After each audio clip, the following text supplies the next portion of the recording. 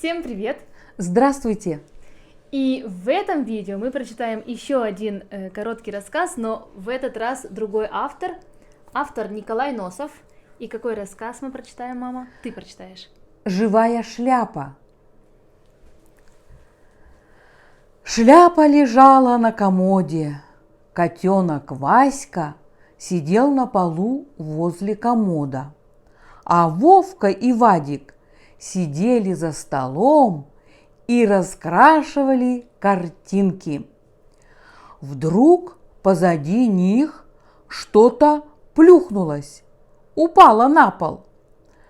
Они обернулись и увидели на полу возле комода шляпу. Вовка подошел к комоду, нагнулся, хотел поднять шляпу и вдруг как закричит «Ай-яй-яй!» и бегом в сторону. «Чего ты?» – спрашивает Вадик. «Она живая». «Кто живая?» «Шляпа». «Живая». «Что ты? Разве шляпы бывают живые? Посмотри сам». Вадик подошел поближе и стал смотреть на шляпу. Вдруг шляпа поползла прямо к нему. Он как закричит «Ай!» и прыгнул на диван. Вовка за ним. Шляпа вылезла на середину комнаты и остановилась. Ребята смотрят на нее, трясутся от страха. Тут шляпа повернулась и поползла к дивану. «Ай, ой!» – закричали ребята. Соскочили с дивана и бегом из комнаты.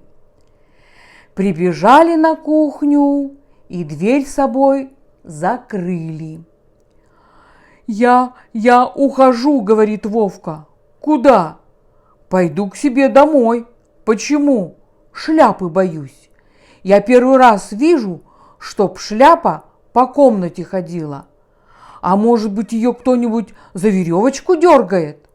Ну, пойди, посмотри». «Пойдем вместе. Я возьму кочергу. Если она к нам поползет, я ее кочергой тресну». «Постой, я тоже кочергу возьму. Да у нас нет другой кочерги». «Ну, я возьму тогда лыжную палку». Они взяли кочергу и лыжную палку, приоткрыли дверь и заглянули в комнату. «Где же она?» – спрашивает Вадик. «Вон там, возле стола. Сейчас ее так тресну кочергой», – говорит Вадик. «Пусть только подползет ближе, бродяга такая».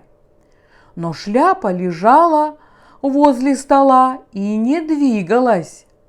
«Ага, испугалась», – обрадовались ребята.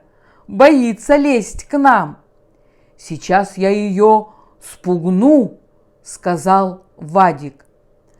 Он стал стучать по полу кочергой и кричать: «Эй, ты, шляпа!»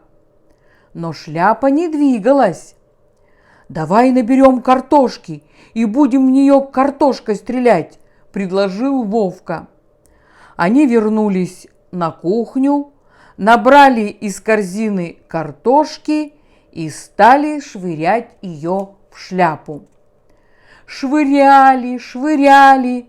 Наконец Вадик попал. Шляпа как подскочит кверху.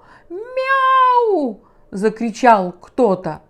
Глядь, из-под шляпы высунулся серый хвост. Потом лапа, а потом и сам котенок выскочил. «Васька!» – обрадовались ребята. «Наверное, он сидел на полу, а шляпа на него с комода упала», – догадался Вовка. Вадик схватил Ваську и давай его обнимать. «Васька, миленький, как же ты под шляпу-то попал?» Но Васька ничего не ответил. Он только хвыркал и хмурился от света.